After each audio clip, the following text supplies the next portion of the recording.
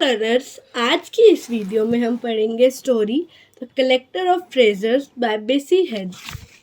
तो बेसिकली ये जो स्टोरी है ये एक अफ्रीकन वुमेन की स्टोरी है। तो स्टोरी 4 पार्ट्स में डिवाइडेड है। तो जो स्टोरी है हमारी वो बोत्सवाना में सेट है, साउथ अफ्रीका के। तो स्टोरी ओपन होती है एक पुलिस ट्रक में जो एक विलेज से निकल रहा है, पुलेंग विलेज है, वहाँ से निकल रहा है।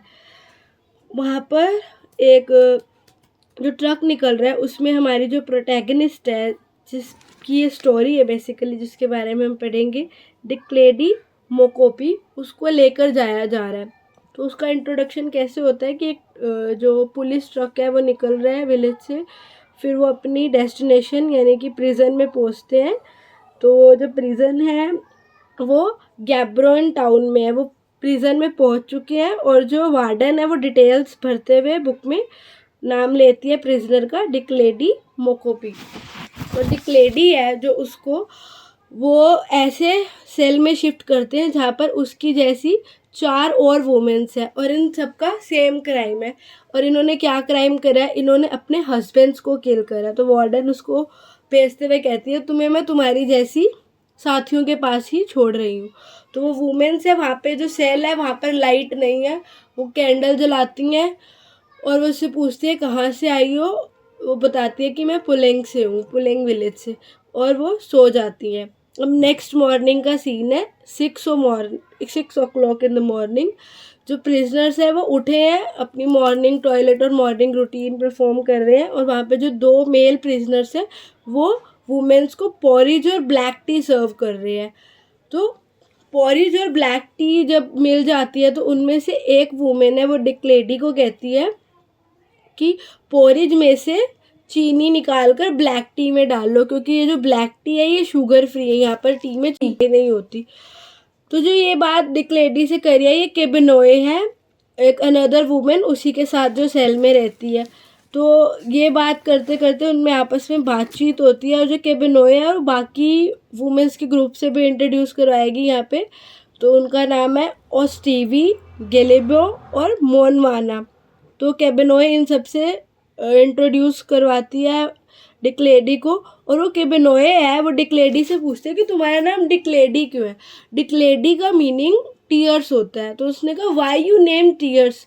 तो डिक्लेडी बताती है कि जब उसके फादर की डेथ हो गई थी, जब वो बॉर्न हुई थी, और उसकी मदर की टीयर्स से उसका ये नाम रखा गया, और 6 years बाद उसकी मदर की भी डेथ हो गई। और वो फिर पूछते हैं कि उसको अपने हस्बैंड को मारने का दुख है। तो वही डिक्लेडी बोलते हैं कि उसको अपने हस्बैंड को किल करने का कोई दुख नहीं है, उसने उसके सारे मेन पार्ट्स काट दिए थे, उसके सारे स्पेशल पार्ट्स काट दिए थे। तो वहाँ पे केबेनोए बोलेगी उसने भी ऐसा ही करा था, वो भी एक रेजर के साथ। और फिर वो उसने अपने उसका हस्बैंड उसके साथ कैसे ट्रीट करता था, यहाँ पे केबेनोए ये भी बताएगी। उसका हस्बैंड जो है, केबेनोए का जो डिक्लेडी की प्रिजनर साथी है, उसका हस्बैंड उसको लेग्स के बिटवीन किक करता था जब भी उसको उसके साथ इंटरकोर्स करना होता है। तो लेकिन फिर भी वो कभी प्रोटेस्ट नहीं करती थी अपने हस्बैंड का। तो एक बार उसका इसी वजह से अबॉर्शन भी हो जाता है। तो होता क्या है कि जो उसका हस्बैंड होता है वो एक एजुकेशन ऑफिसर होता है, और वो बहुत सारे टीचर्स को सस्पेंड करता है स्कूल गर्ल्स के साथ रिलेशन बनाने के लिए। लेकिन है क्या, असल में वो खुद भी ऐसा है। तो एक बार ऐसे ही एक लड़की के पेरेंट्स आते हैं उसके हस्बैंड की शिकायत लेके, और वो केबेनोए बोलते हैं कि ये सब आप मुझ पे छोड़ दो। उस दिन वो ठान लेते हैं और अपने हस्बैंड का मर्डर कर देती है, शी किल्ड हिम। और फिर वो अपना खाना ख़त्म करके अपने प्रिजन में चले जाते हैं। और यहाँ पर फिर वो बताता है कि प्रिजन में इंस्पेक्शन के लिए एक इंस्पेक्टर आता है हर दिन, प्रिजनर डायरेक्टर आता है। तो उसको क्या है, पर्टिकुलरली एकदम सीधा, एकदम स्टैंडिंग पोजीशन में अटेंशन पोजीशन होती है, जो वैसे खड़े हुए प्रिजनर्स पसंद है, उसे और कोई प्रॉब्लम नहीं है। अगर तुम ऐसा कर लोगे तो कुछ नहीं कहेगा। और बाकी फिर यही बात प्रिजनर में ये होती है कि जो प्रिजनर्स होते हैं वो कुछ गुड्स प्रोड्यूस करते हैं, यानी कि कुछ काम करते हैं। तो जो हमारी डेलकेडी है उसे निटिंग, सुइंग, वीविंग सब आता है। तो वो कहते हैं कि तुम यहाँ से पैसे कमाकर अपने बच्चों को भेज सकती हो। तो इसी बीच के बिनोए उससे पूछती है कि क्या तुम्हारे बच्चे अच्छी देखभाल में है? तो वो कहती है कि हाँ। और फिर इसी बीच एक ये बात भी होती है कि किबिनोय उसको कहेगी कि we must help each other in this terrible world. हालांकि ये बात बहुत आयरनिकल है कि वो किस पोजीशन में है, लेकिन फिर भी वो क्या है, वहाँ वो पीसफुल है। जितनी भी लेडीज़ है सबकी स्टोरी ऑलमोस्ट सेम ही है, एक्सप्लॉइट होकर आई है वो अपने हस्बैंड से। तो वहाँ पर फिर डिक लेडी कहेगी कि इतने इन्हीं अच्छे लोगों की इसी लव और इसी फ्रेंडशिप की the collector of such treasurers of kind and supportive friends, कि वो इन्हीं सब प्यार दोस्ती को अपने दिल में बसाती है। तो यहीं पे हमारी स्टोरी का पार्ट 1 ख़त्म होता है। अब पार्ट 2 में जो ऑथर है वो एलोबरेट करेगी 2 टाइप्स के मेन को। तो फर्स्ट काइंड जो यहाँ पर ऑथर ने बताई है, इविल, जो डॉग और बुल और डंकी, यानी कि बेसिकली एनिमल्स की तरह, जो सिर्फ फीमेल्स पे पोजेशन जानते हैं कि फीमेल उनकी एक टेरिटरी है, एक उनका प्रोडक्ट है, जो फीमेल्स को एज एन ऑब्जेक्ट ट्रीट करते हैं। और यहाँ पर उसने ये भी बताया कि कैसे कॉलोनियलिज्म से पहले वो अनएजुकेटेड थे, वुमेन पहले भी ऑप्रेस्ड थी, फिर कॉलोनियलिज्म हटने के बाद, इंडिपेंडेंस पाने के बाद भी उनकी मेंटालिटी जो है वो चेंज नहीं हो पाई है। उनकी सैलरी 50 से 200 हो गई है। इस सैलरी बढ़ने से उनके नेचर में बदलाव नहीं आया, बल्कि उनकी वुमेनाइजिंग और ड्रिंकिंग की और फैसिलिटेशन हो गया, उनको और मौका मिल गया ये सब करने का। यहीं पे ऑथर है इंट्रोड्यूस करेगी कि जो डिक लेडी का हस्बैंड है वो भी ऐसा ही इंसान है, गैराज़गो। और यहाँ पे वो बताएगी कि ये जो कैसे सेमी इलिटरेट वाइफ से बोर हो जाते हैं। तो जो डिक लेडी है उसके 3 बेटे हैं, बेनेबोथ जो कि 4 इयर्स का है, इनालेम जो कि 3 इयर्स का है, और मोटसोमी जो कि 1 साल का है। और जो ये इस कैटेगरी के आदमी है, ये एक्साइटिंग न्यू वुमेन के चलते अपनी हाफ लिटरेट, अनपढ़ ऑलमोस्ट समझ लो, बच्चों में बिजी वुमेन्स को छोड़कर बाहर भाग जाते हैं। अब यहीं पे अगली काइंड को इंट्रोड्यूस करेगी वो आदमियों की, जो कि इमोशनल होते हैं, जो अपनी फैमिली के लिए मटेरियल रिसोर्स प्रोवाइड कराते हैं। तो यहाँ पे एग्जांपल दिया गया पोल थेबोलो का। वो यहाँ पर आया था पुलिंग में 1966 में, जब इंडिपेंडेंस मिल चुकी थी अपनी वाइफ कैनालेफ के साथ, और उसके 3 बच्चे भी थे। जो पोल है वो यहाँ पर प्राइमरी स्कूल में प्रिंसिपल है, और उसने डिक लेडी के यार्ड के बगल में ही अपना घर बनाया। तो वो अब डिक लेडी के नेबर्स है। वो यहाँ पे फेंस के लिए वर्कर्स ढूंढ रहा था सेटल करते टाइम। तो डिक लेडी की क्या है, उससे दोस्ती हो गई, और डिक लेडी उनसे बहुत ज़्यादा इम्प्रेस भी थी, क्योंकि वो बहुत पीसफुल इंसान था, और उसने उनकी मदद करी, और उसकी वाइफ से बहुत अच्छी दोस्ती हो जाती है। मतलब वो ऑलमोस्ट इतनी अच्छी दोस्त जाती है कि वो सारी चीज़ें शेयर करते हैं, अपने बच्चे पालने में जो कैनालॉप है, हर प्रकार की डिक लेडी की हेल्प करते हैं। डिक लेडी भी क्या है कि बहुत क्रिएटिव है। तो वो वीविंग करती थी, निटिंग करती थी, जो ड्रेस बनाती थी उसने अपनी फ्रेंड कैनालेप को जो दी, जो कि पोल की वाइफ है, उसकी नेबर है। तो वो उसने पैसे लेने से भी मना कर दिया, लेकिन इसके बदले वो क्या करते थे, उसके घर के जो भी ज़रूरत का सामान होता था, लाइक कोल, शुगर, टी, इन सब से उसका घर भर देते थे। और जो उसकी फ्रेंड्स होती थी ना, वो उनको भी डिक लेडी का सामान दिखाती थी और उनको भी खरीदने के लिए कहती थी, और डिक लेडी का बिजनेस ऐसे बढ़ जाता है और वो अर्निंग स्टार्ट करती है, क्योंकि उसका हस्बैंड उसे छोड़ चुका है।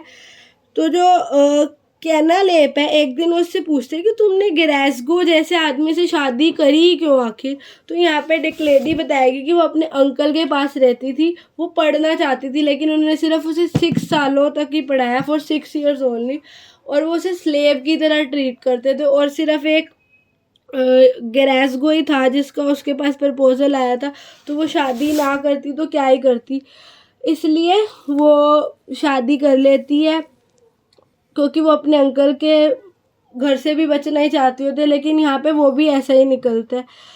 तो जो पोल है वो ऐसा नहीं है। तो यही कैनालेप है, वो उसको समझाएगी कि सारे आदमी एक जैसे नहीं होते हैं, अब यहाँ पे पोल की एक और बात बताइए कि वो इलिटरेट मेंस को भी हेल्प करता है, टैक्स और लेटर फॉर्म में पॉलिटिकल डिबेट्स भी डिस्कस करते हैं। यहाँ पे कैनाल पर डिक लेडी भी डिस्कस करती हुई दिखाई है। हालांकि ये वुमेन्स एजुकेशन से बहुत दूर रखी गई हैं, लेकिन फिर भी दोनों में एक इंटेलेक्ट अंडरस्टैंडिंग है। तो बात बात में वही कैनालॉप कहते हैं कि सारे आदमी एक जैसे नहीं होते, हर कोई एक्सप्लॉइट नहीं करता। लेकिन जो डिक्लेडी का एक फिजिकल रिलेशनशिप से वो भरोसा उठ चुका है उसके हस्बैंड के अब्यूज़ की वजह से। तो यहाँ पे कैनालॉप और उसकी दोस्ती इतनी ज़्यादा प्योर और इतनी ज़्यादा क्लोजनेस है कि वो कहते हैं कि मैं तुम्हें अपना हस्बैंड भी बोरो कर सकती हूँ, कि तुम्हें पता चले कि सारे एक्सपीरियंस इतने बुरे ही नहीं होते। लेकिन जो डिक्लेडी है वो मना कर देते, कहते कि नहीं, मेरा इन सब में कोई इंटरेस्ट ही नहीं है। तो इसी बीच जो कैनालेप है वो प्रेग्नेंट होती है, लेकिन उसका मिसकैरेज हो जाता है। तो जो डिक्लेडी है वो उसके घर के काम में पूरी मदद करती है। और इसी बीच एक बार जो पोल है वो किचन में आता है, दोनों एक आई कांटेक्ट शेयर करते हैं, पर ये बहुत प्योर फ्रेंडशिप वाला होता है, कोई किसी फेवर किसी गलत इंटेंशन में नहीं होता। तो यहाँ पर भी वो कहती है कि जो ये फ्रेंडशिप है वो this is will be like a treasure in her heart. तो ये भी एक उसका खजाना ही है जो पोल की फ्रेंडशिप है, कैनालेप की फ्रेंडशिप है। यहीं पे हमारा स्टोरी का पार्ट 2 ख़त्म होता है। अब आगे पार्ट 3 में 8 इयर्स गुजर चुके हैं। जो डिक्लेडी का बेटा है बेनाबोथ, अब वो बड़ा हो गया और अपनी पढ़ाई के प्रति वो बहुत सीरियस है। उसने प्राइमरी स्कूल छोड़ दिया है, वो पास कर चुका है, अब वो आगे पढ़ना चाहता है। तो हुआ क्या है कि उसने सेविंग्स तो करी, लेकिन उसने 3 बच्चों को पढ़ाना है। बेनाबोथ ने ग्रेड ए तो स्कोर करा एग्ज़ाम में, लेकिन जो एग्ज़ाम फ़ी आगे पढ़ने के लिए जो फ़ीस है वो 85 रुपीज़ है, लेकिन जो डिक्लेडी है उसे 20 रुपये कम पड़ रहे हैं। तो इस कमी के लिए वो अपने हस्बैंड के पास जाते हैं कि शायद वो उसकी हेल्प करे। तो जो उसका हस्बैंड है वो एक मैरिड वूमेन के साथ रहता है और उसके बच्चों के साथ, जिसने अपने पति को निकाल दिया। तो वो उसके ऑफिस में जाती है हेल्प के लिए। तो जो उसका हस्बैंड है वो अपनी वाइफ से एम्बेरस होकर उसे पीछे बुलाता है बात करने के लिए और कहता है कि जाओ पोल थैबलो से मांगो जो तुम्हारा रूमर्ड, मतलब उनके रिलेशनशिप के बारे में बकवास करता है। तो होता क्या है कि डिक्लेडी बिना कोई आंसर दिए घर वापस आती है और ये बात कैनालेप को बताती है। कैनालेप अपने हस्बैंड को बताती है और जो पोल है वो जाता है ग्लेसगो के पास गुस्से में कि क्या तुम अपने वाइफ की हेल्प नहीं कर सकते हो। लेकिन जो ग्लेसगो है इतना बदतमीज़ है, वो कहता है कि तुम तो मेरे वाइफ के कॉन्क्यूबाइन हो। लेकिन वो जो पोल है वो बहुत समझदार इंसान है, वो चाहता है कि ये गुस्सा करे, मुझ पर अटैक करे, लेकिन कहता है कि हाँ मैं भर दूंगा। तो वो पोल उसको कहेगा कि अच्छा तो तुम अपने बच्चों की फ़ीस नहीं भर सकते हो। तो यहाँ पे जो बाकी आदमी है ना वो भी मज़े ही ले रहे हैं, क्योंकि जो मैक्सिमम आदमियों की क्वालिटी है वो ग्लेसगो जैसी है। तो जो पोल से हैं वो चिढ़ते हैं क्योंकि वो उनसे बेटर है, लेकिन पोल फिर भी यह कह के आ जाएगा कि तुम अपने बच्चों की फ़ीस नहीं दे सकते हो।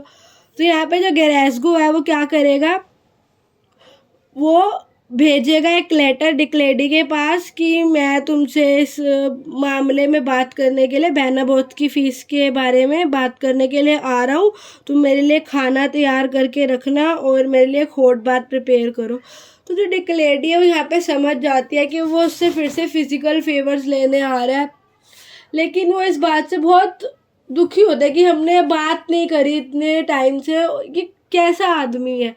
तो वो सोच लेती है, क्योंकि नो कहना तो उसके बस में था नहीं कि वो मना करेगी तो वो मान जाएगा, क्योंकि ब्लैक वुमेन की कंडीशन क्या है आप समझ ही रहे हो, अब तक आपने स्टोरी सुनी है। तो यहाँ पे डिक्लेडी क्या करती है कि वो कहते हैं कि मैं अपने लिए खड़ी होंगी। तो 9 बजे के करीब वहाँ से चीखने चिल्लाने की आवाज़ें आती हैं डिक्लेडी की यार्ड से। यहाँ पे पार्ट 3 ख़त्म हो जाता है स्टोरी पार्ट 4 से। पार्ट 4 में क्या होता है, जो डिक्लेडी है वो ग्लेसगो को मील सर्व करती है। वो ना बच्चों पर ना डिक्लेडी किसी पे भी ध्यान नहीं देता। डिक्लेडी उससे पूछती है कि तुम पे करोगे या नहीं करोगे बेनाबोथ की फ़ीस। तो कहता है कि हाँ मैं इसके बारे में सोचूंगा।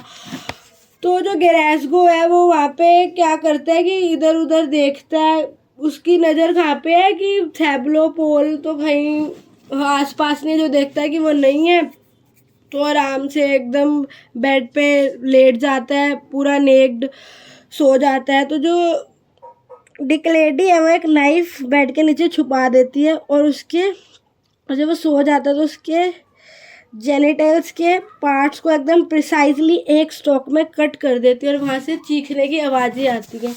और बैना बहुत डोर को नॉक करता है। वो जैसे ही डोर खोल के देखता है वो एकदम डर से कांपने लग जाता है और वो कहती है कि मैंने गैरेस्गो को मार दिया है, पुलिस को कॉल करो। कैनालेप को ये कहती है। तो जो कैनालेप है वो डर के अपने यार्ड में वापस भाग जाती है और पोल थैब्लो आता है और वो कहता है कि वो भी बहुत मतलब बहुत दुख वेदना एकदम ऐसी नज़र से देखता है, लेकिन वो फिर भी कहता है कि तुम चिंता मत करो, मैं तुम्हारे बच्चों को अपने बच्चों की तरह पालूंगा और उन्हें एक अच्छी एजुकेशन दूंगा। यहाँ पे हमारी ये स्टोरी एंड हो जाती है, जो कि बहुत कॉम्प्लिकेटेड थीम्स, वुमेन के साथ कैसा बिहेवियर होता था, कॉलोनियलिज्म ख़त्म होने के बाद भी लोगों के आउटलुक में क्या आया, उस पर डिस्कस करते हैं। तो यहाँ पे जो बेसिकली थीम्स है वो है पोस्ट कॉलोनियल मस्कुलिनिटी, कि कैसे मस्कुलिनिटी, कैसे फीमेल्स का ऑपरेशन होता है, और वुमेन और पोस्ट कॉलोनियलिज्म का थीम है। और टाइटल इटसेल्फ एक बहुत बड़ा थीम है, द कलेक्टर ऑफ ट्रेजरर्स। यहाँ पे जो ट्रेजरर्स है वो कोई पैसा गोल्ड नहीं है, बेसिकली लव एंड फ्रेंडशिप है। That's it for today's video. अगर आपको कुछ कमी लगी हो या कोई सजेशन हो तो please do comment. Thank you for watching.